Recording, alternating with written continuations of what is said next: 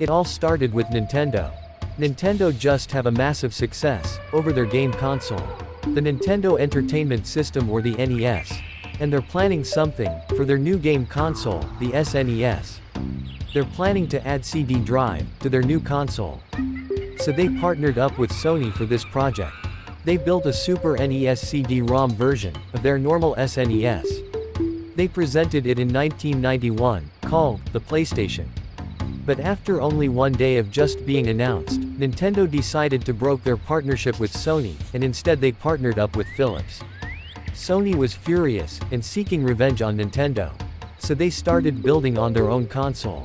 At first, they don't want to build a console, because it will be a massive danger to the company. That's why they partnered with other companies at first place. So in 1994, Sony released their very own gaming console, called PlayStation. This became the first massive console wars.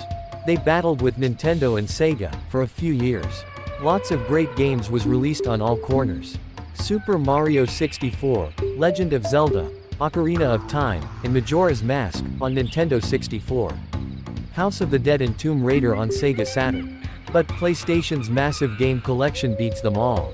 12 Final Fantasy games, Crash Bandicoot, Resident Evil, Silent Hill, Metal Gear Solid, and Gran Turismo, which became the most sold PlayStation game.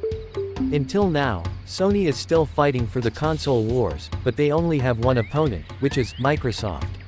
Sony have the most consoles sold, which is the PlayStation 2, and they also have the second most consoles sold, which is the PlayStation 4.